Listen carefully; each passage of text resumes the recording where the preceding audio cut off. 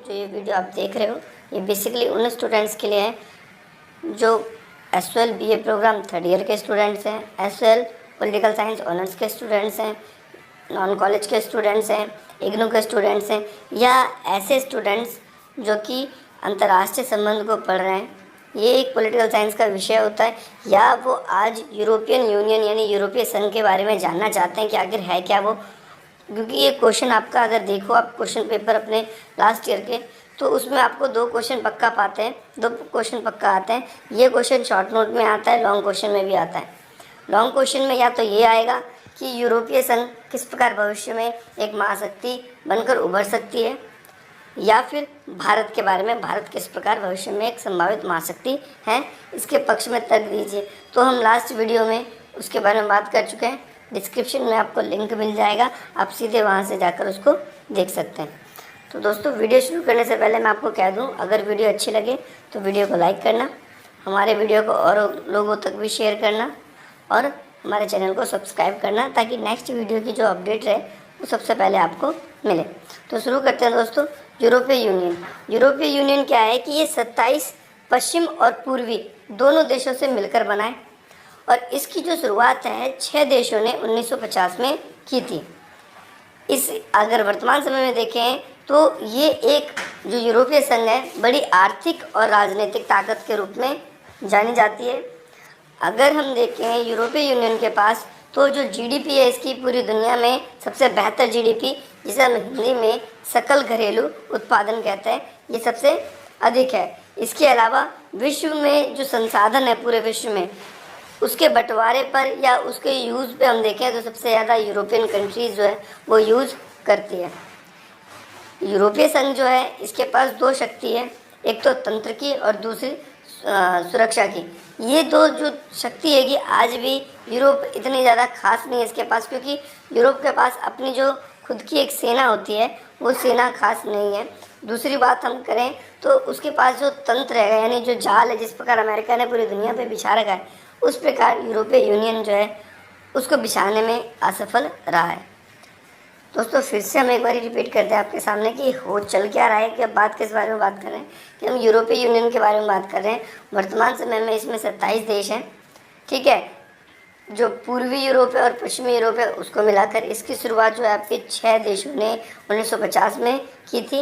वर्तमान समय में ये एक बड़े आर्थिक और राजनीतिक संस्था के रूप में जाना जाता है। इसका सकल घरेलू उत्पादन बहुत अच्छा है, राजनीतिक स्तर पर और आर्थिक स्तर पर इसकी काफ़ी पकड़ है पूरी दुनिया में। सांस्कृतिक रूप से ये अपनी एक अलग ही पहचान रखता है। जैसा कि आप जानते हो, जो यूरोपीय संघ का एक देश जिसका नाम है पेरिस, उसे पूरी दुनिया की फैशन की सिटी भी कहा जाता है। तो बहुत सी ऐसी बातें हैं जो यूरोपीय संघ को खास बनाती है, और भविष्य में आने वाली एक क्या कहते हैं एक महाशक्ति के रूप में कहा जाता है कि अगर यूरोपियन यूनियन इसी प्रकार से रहेगी तो ये भविष्य में एक महाशक्ति बनकर, तो क्या ऐसी बातें हैं जो इसको भविष्य में महाशक्ति बनाएगी, जरा उसके बारे में बात कर लेते हैं। तो सबसे पहला पॉइंट है ये आर्थिक शक्ति क्या है इसके अंदर, कि जो यूरोपीय यूनियन है विश्व में सबसे बड़ी अर्थव्यवस्था है। अगर हम देखें तो विश्व में जो पूंजीवाद है, जो पूरे विश्व में कैपिटलिज्म अमेरिका भी मानता है, आपका चीन भी मानता है, या ज़्यादातर देश पूंजीवाद को मानना शुरू कर दिया है, तो उसमें सबसे बड़ी जो कैपिटलिज्म यानी जो पूंजीवाद की जो अर्थव्यवस्था है वो यूरोपीय संघ की है। ये क्या है, आयात यानी खरीदना। तो अमेरिका से 3 गुना ज़्यादा संसाधन खरीदता भी है, लेकिन विभिन्न प्रकार की वस्तुओं का निर्माण कर कर ये दूसरे देशों में बेच देता है। यूरोपीय यूनियन में क्या है, एक साझी मुद्रा है जिसे हम यूरो जानते हैं। इसके अलावा जो अमेरिका के डॉलर से भी ज़्यादा महत्वपूर्ण है।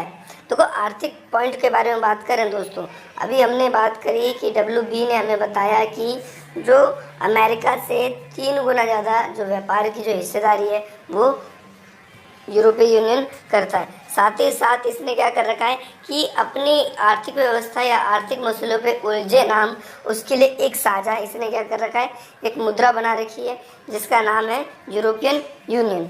और ये क्या है कि जो यूरोपीय यूनियन ने आपका जो यूरो है, यूरो बनाई हुई है, और जो यूरो है ये अमेरिका का जो डॉलर है उससे भी कहीं अधिक जो है आपका पैसे या इसकी कीमत मानी जाती है।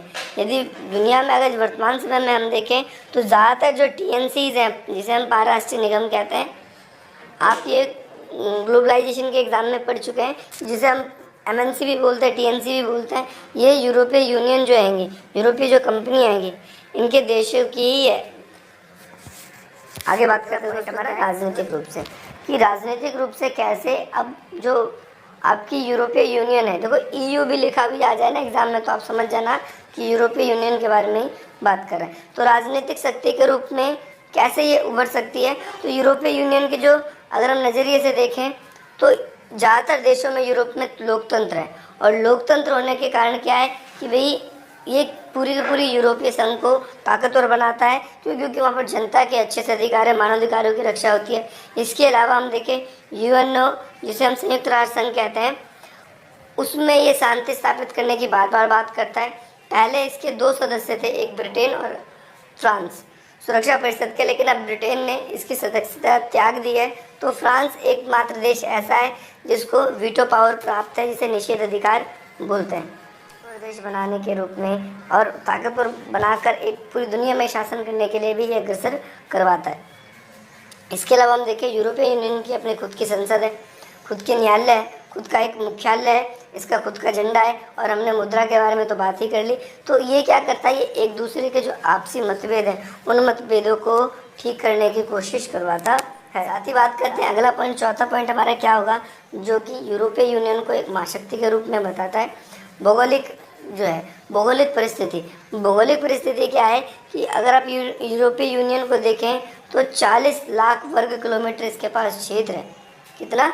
40 लाख वर्ग किलोमीटर इसके पास क्षेत्र है, स्क्वायर किलोमीटर है, जो कि पूरे विश्व में आपके देशों में 7वें नंबर पर आता है। अगर हम पूरे के पूरे दुनिया में देखें तो ये 7वें नंबर पर इसका पूरा का पूरा एरिया आता है, और साथ ही साथ इसका जो भौगोलिक क्षेत्रफल है वो भी बड़ा ही खास है। पेट्रोलियम का विशाल भंडार इसके पास है, ठीक है। इसके अलावा विश्व में नंबर 8 पर वे तेल का उत्पादन करता है। पहले तो आपको पता है कि अरब कंट्रीज़ करती है, इसके बाद विश्व में नंबर 8 नंबर पे है वो जो कि तेल का उत्पादन करता है। ऊर्जा के अपार संसाधन इसके यहाँ पर पाए जाते हैं, और साथ ही साथ क्या है कि विश्व में जो 75% अगर ऊर्जा है तो वो सिर्फ इसी के पास है। तो एशिया में अगर हम देखें, और जो इसकी एक कंट्री है जिसका नाम है नॉर्वे, अगर वो इसके सदस्य बन जाता है, नॉर्वे भी इसका मेंबर बन जाएगा, तो जो ऊर्जा की जो प्रॉब्लम थोड़ी बहुत इसमें है भी, तो वो ऊर्जा की जो प्रॉब्लम है वो सॉर्ट आउट इसकी कर दी जाएगी।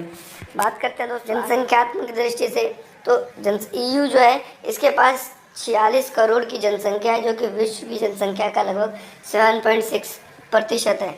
भारत चीन के बाद ये तीसरे नंबर पे आता है यूरोपीय संघ, जिसके पास इतनी बड़ी जनसंख्या है, और जनसंख्या में भी ज़्यादातर जो लोग हैं वो कैसे हैं, शिक्षित हैं। वहाँ पर निम्न जन्म दर है, जन्म दर निम्न है, और क्या है कि आगे भी जो मृत्यु दर है वो भी निम्न है, जिसके कारण क्या है कि वहाँ पर जो लोग रहते हैं वो अच्छे से सर्वाइव करते हैं और अपना आर्थिक विकास भी काफ़ी ज़्यादा करते हैं। ये कहा जाता है यदि तुर्की इसका देश बन जाएगा तो इसकी जनसंख्या 7 करोड़ और ज़्यादा बढ़ जाएगी, जो कि मानव विकास सूचकांक में अमेरिका से भी बेहतर हो जाएगा। यानी HDI जिसे हम बोलते हैं, ह्यूमन डेवलपमेंट इंडेक्स जो हैगा आपका, उसको अगर हम देखें तो ये फ्री अमेरिका से भी ज़्यादा बेहतर